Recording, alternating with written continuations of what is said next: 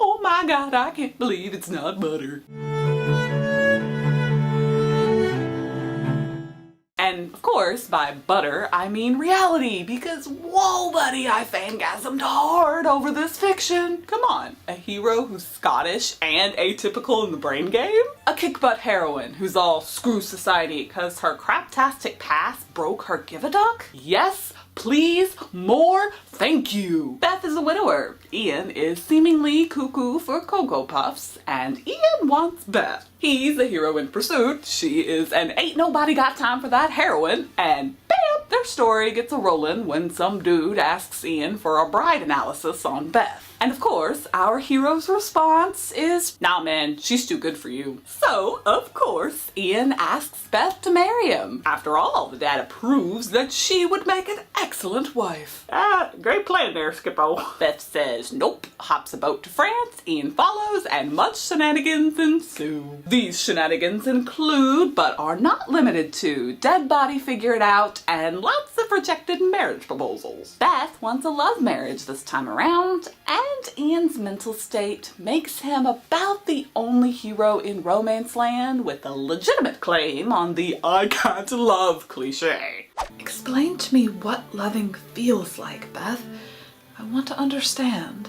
Sir, your words slay me! Because boy can love, he just expresses it differently, and it takes him a long-ass time to learn that. It isn't until, big redacted spoiler thing, that he realizes, wait, I totes love her! And y'all, Ian's love confession was so good. The thing pours out of him as I love you, I love you, love you, love you, love you, love you, love you, love you, love you. Okay, it sounds dumb when I say it, but when he said it, holy Cupid ass! This book does so many good things, but its best thing is its non-neurotypical, believable, complex, nuanced hero. Ian is a high-functioning autistic savant with mild Asperger's. He's incapable of lying, withdrawn but easily enraged, and lives in an era where nobody knows shit. Since Ian's a romance hero, it isn't surprising that love changes him. Cue the sappy music here. But it is big wow that love doesn't magically fix him. And praise Jane Austen's bloomers for that! Yes, he gets better at holding eye contact. Yes, he gets better at comprehending humor. But his Asperger's doesn't miraculously disappear just because he gets an HEA. And me likey! Love conquering all is way more romantic than love fixing all.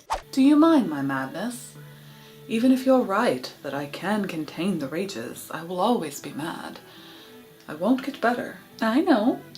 It's part of the very intriguing package that is Ian Mackenzie. May I live? God! Gin Girl deserves kudos because creating complex peeps like Ian ain't easy. I'm so thankful for the book's intimate POV voice, but I'm even more thankful when it got paused. Sometimes we readers need separation, like, you know, in Ian's backstory. His shitstorm life was told via secondhand character flashbacks, and thank baby Jesus for that. If I'd had to read it from Ian's perspective, I would have run face first into an emotional brick wall. You see, poor pup saw daddy go homicidal on mommy as a kid, and ouch! Since he was already different, of course he gets institutionalized because hello, his father is Satan. Electroshock therapy, physical assaults, ice baths, daily prescribed beatings. Even when I read them as secondhand flashbacks, they damn near murdered my heart. Which would have sucked, because said organ belonged to Ian, and that happened quick. I fell fast for Mr. Damaged Oddball. Literally, guys, by page 5, I was mad as hell I couldn't cuddle him. Or Queen Beth. Okay, so she wasn't on page 5, but still. This chick has busted her balls her whole life caring for everybody but herself. Drunk daddy, damaged mommy, hubby priest, elderly companion. She nurses them all until death comes knocking. Beth is a stubborn, strong, compassionate woman who lives by her own ass rules. She's tough, Ian's uniquely damaged, and they're both compelling as hell. But together as a couple, hold on to your gotta belt, ladies, because hot damn! Their OTP steam factor explodes ovaries, and their bow chicka wow wow time, literal next level. The sex choreography is pretty vanilla, but the dialogue and the chemistry, emotionally evocative, erotic as hell, romantic out the bomb. You name it, these two got it. Their emotional drama and shared tension isn't just good, it's the center of the plot. But fair warning, y'all, their story isn't a trip through the daisies. Sexuality, taboo fetishes, murder, prostitution, illegitimacy, insanity, on and on and on the fun time list goes. The novel hits the floor running, but once the setup finds its feet, the pacing slows its roll. The plot gears down for emotional nuance, which makes me happy in the brain. I love emotional nuance. Unique characters, descriptive writing, good plotting, and a romance that will have you swooning 6 ways till Sunday. Yeah, there's heavy thematic elements and difficult emotional terrain and profoundly complex characters. But at its heart, The Madness of Lord Ian Mackenzie is about 2 very damaged, lonely people finding love. Beth and Ian may not understand everything about one another.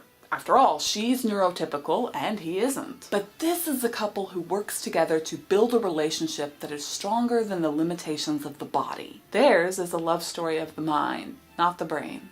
And that's way more romantic. We don't fit in, you and me. We're both oddities no one knows what to do with. But we fit together. He took her hand, pressed her palm to his, then laced their fingers through each other's. We fit. Well, I'm dead now. His words killed me. Bye-bye, cruel world. I really enjoyed this book. I know I say that after every review, but I really enjoyed this book. This thing was published like a gazillion years ago, and I read it a billion years ago, and yet it's still in my brain space. You know you're dedicated to fangirling when you finish the book, several years ago, so you no longer have the hard copy, and you go on Amazon to order a physical copy. Just for the video. Wonder how distracting it was for my bangs to constantly move. I bet that was irritating. But thank you guys for watching, and now I'm gonna go edit for the next 12 hours because you don't want to know how long it took me to record this video. You really don't. Bye-bye, sleep. I'll see you next week. So thanks for watching, guys. I love you, and give yourself a big hug for me because you're awesome. Especially you, Carol. I'm shouting you out because you comment on every video and you make my heart happy. And I heart you so much. That's all I wanted to say. Okay, bye.